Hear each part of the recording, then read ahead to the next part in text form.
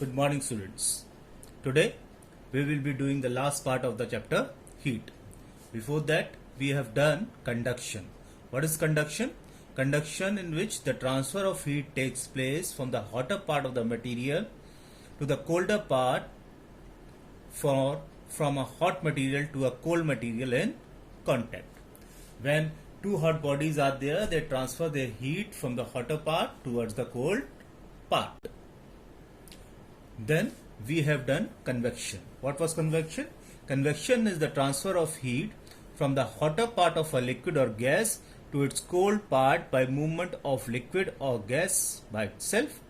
Transfer of heat by convection can take place only in liquids and gases because particles in liquid and gases can move about freely.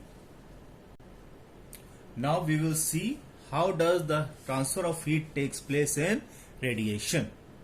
Now see, when we switch on an electric bulb, it becomes hot and gives out heat and light. Now if we keep our hand at a short distance below the glowing bulb, we can feel its heat on the hand. As you can see it over here, when we put on the light, the bulb will start glowing up, and after some times when you put your hand away from it, you will feel the warmth or heat coming out from the bulb. This means that the hot glowing bulb is transferring some of its heats to our hand held below it. We are not holding the bulb, but yet we are feeling the hotness or the heat of the bulb into our hand.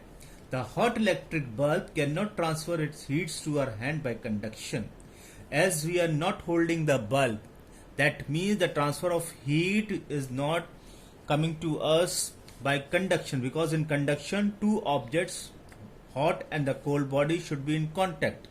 Then only the transfer of heat can take place. But here, when the bulb is glowing, it is giving heat and light over there, and we are placing our hand away from the bulb. Then also we are feeling its hotness. That means the heat is not transferring by the process of conduction. Then the hot bulb cannot transfer its heats to our hand by convection, because the convection current always carry heat in the upward direction, but our hand is held below the bulb. The hot electric bulb transfer its heats to our hand held below it by the process of radiation. Second one, by convection also the heat is not transferring to our hand. Then by which process the heat is coming to our hand? It is by radiation. When there is no medium of transfer of heat from hot body to the cold body in between, that process is known as radiation. Now see, then how does this happen then? Every hot object emits or gives out invisible heat rays in all directions. These heat rays carry heat energy. When these heat rays fall on a cold object, the cold object receives its heat energy and gets heated up. Now what is happening over here? Whenever there is a hot object, it will give out the heat energy, and that heat energy will comes out in the form of the heat rays. And when these heat rays fall onto the cold object, this cold object will receive the heat in the form of the heat rays, and the cold object will start heating up. In this way, heat energy is transferred from the object to cold object by means of heat rays. This method of transfer of heat energy by heat rays is called radiation. So what is radiation? When there is a transfer of heat by heat rays, that process is known as radiation. Heat can be transferred from a hot body to a cold body by radiation, even if there is no material between it, like solid, liquid or gases. Radiation always takes place when there is no medium in between. Like here, there is no medium in between, no solid, liquid or gas, but yet the heat is transferring towards the cold object by the heat rays. The heat can be transferred by radiation even though vacuum means empty space. We can now define the radiation as. Note down the definition of radiation. Radiation is the transfer of heat energy from a hot body to a cold body by means of heat rays without any material between them. Note it down, children. This is the definition of radiation, which is given on page number 94. Now, example of radiation is the transfer of heat energy of the sun to the earth. The sun is glowing. It is giving us heat and light. We are not touching the sun, nor the convection process is taking place, but yet the heat is coming to the earth. How? By the process of radiation. Heat energy in the form of heat rays reaches the earth and it gives us warmth.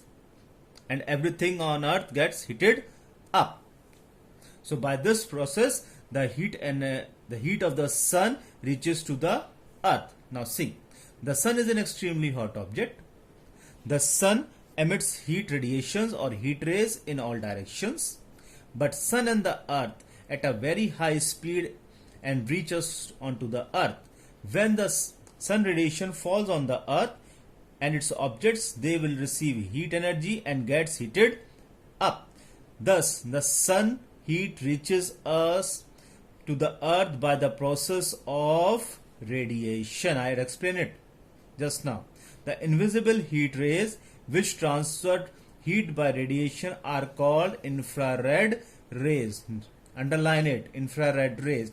The invisible heat rays which transfer heat by radiation are called infrared rays. Then, we have just said that the transfer of heat from a hot object to the cold object by the process of radiation does not require any medium. It can take place whether the medium is there or not. Whether the medium is there or not in between, and if there is a transfer of heat from hot body to the cold body, that process is radiation. Now, we will see the examples where the heat is transferred by the process of radiation through air, where air is the medium. Now, when we stand near to the burning fire, we do not hold the fire. We are standing near the fire and we are feeling the heat of the burning fire. This is an example of radiation. Then, when we sit in front of the room heater, we get heated directly by the process of radiation. If the room heater is on and we are sitting in front of it or we are standing in front of it, we feel it's warm. We do not touch the heater. Its heat does not reaches us by the process of convection, but by the process of radiation. A hot utensil, let's say it is filled with hot milk, kept away from the flame, cools down by transferring its heat to the surrounding by radiation. Then, depending on the temperature of surrounding, our body too gives heat to the surrounding or receives heat from the surrounding by the process of radiation. Whether it is a conduction, convection or radiation, all of you should know at least 2 to 3 examples of it. In the exam it can come. Okay, like this. Burning of fire, and when we stand next to the burning fire and we feel heat of the fire falling from on our face. Which process is this? So there you have to write radiation, or the question may come, write any 2 examples of conduction, write any 2 examples of radiation. Then you have to write the examples of those conduction and radiation over there. Now, the next topic is absorbers of heat radiation. The amount of heat which an object can absorb by radiation depends on the color of an object. The heat which an object receives, it can be absorbed by the process of radiation, and it depends on the color of an object. The objects having dark colors absorb more heat radiation than the objects having the light colors. So children, the objects that are having the dark colors, let's say black, brown, they absorb more heat, whereas the light colors like white, it absorbs less heat by the process of radiation. Now we will see this example to prove this.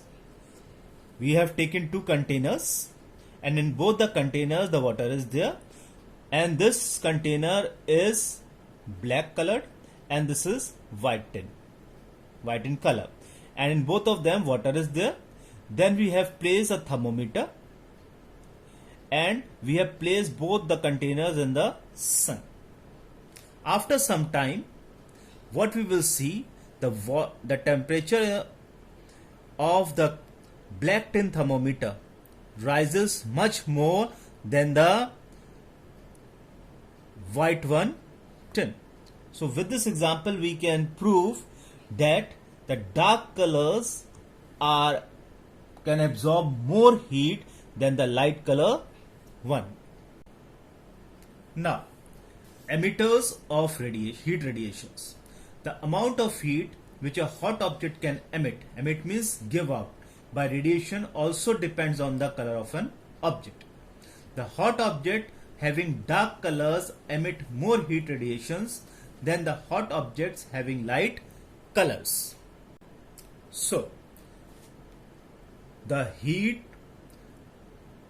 which a hot object can emit depends on its color also. The hot objects which are having the dark colors as black, brown, red, they give out more heat radiation than the hot objects that are having the light colors as white. Now, there is a comparison or the difference between the conduction, convection and radiation given over here, page number 96. Now we will see this. Conduction, first of all, the molecules of the medium do not leave their mean position. They transfer the heat by vibrating about their mean position. So in conduction process, the one molecule gives heat to the another one, and then second one to the third, and so on. By that process, the conduction process takes place that we have seen. Then convection, the molecules of the medium leave their mean position and move in upward direction, carrying heat from the source. Then radiation, the medium remains unaffected. In conduction, a medium is required. Without a medium, the conduction process cannot take place. The hot object and the cold object should be in contact with each other. In convection also, a medium is required for the transfer of heat. In liquid and gases, the convection takes place. Liquid and gases should be there. Without that, the convection cannot take place. Whereas in radiation, no medium is required. If there is no medium, the radiation process can take place. Then the transfer of heat can be in any direction. The transfer of heat is in a vertically upward direction in convection. Then the transfer of heat is in all direction along a straight path. Then conduction process is slow. Convection process is faster than conduction. Then the fastest and mode of heat transfer is radiation. The process is the fastest and transfer of heat takes place at a speed of 3 multiplied by 10 to the power 8 meters per second, which is the speed of light also. Note it down. Now we will see the thermoflask. What is the thermoflask? The thermoflask is that container in which we put the hot tea or the cold water. It will remain at the same temperature. You must have seen the thermoflask, or it is also known as vacuum flask. A vacuum or thermoflask keeps the tea hot or ice cream cold.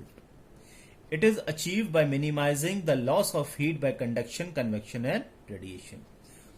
How it has been made? So that the process of conduction, convection and radiation should not take place, because if conduction, convection and radiation, any of the process takes place in thermoflask, then the heat loss will be there. Now see, this is the thermoflask. The figure it is given on page number 97. This is a cup This is a stopper. Then this is insulating plastic. Then this is inside this plastic cover there is a bottle which is made up of glass. It is made silver from inside and outside also, and between the glass bottle and the plastic there is a space, or you can say there is a vacuum, and this is a case of the bottle, and this is the point sealed after the air has been extracted. After extracting the air from it, it has been sealed over here, and this is the cork base. Now, it is a double walled glass bottle. The air between the walls is removed. The air has been removed from it, from the thermoflask, and then it is sealed. The inner side and the outer side of the inner walls are silvered. I have told you. This is a glass bottle. It is made silver from inside and also from the outside. The bottle is enclosed in a plastic case with a stopper made up of plastic. It has got a stopper and a cover which is made up of plastic. The plastic case and the stopper minimize the loss of heat by conduction. Why it is made up of plastic? Because so that the process of conduction cannot take place. The vacuum between the walls minimizes the heat loss by convection. When there is a vacuum in between the glass bottle and the case, the process of convection cannot take place. The silvering of the walls minimizes the heat loss by radiation. Why they have made silver glass bottle? So that the process of radiation cannot take place. So thermoflask is that device in which the hot things remain hot and the cold things will remain closed.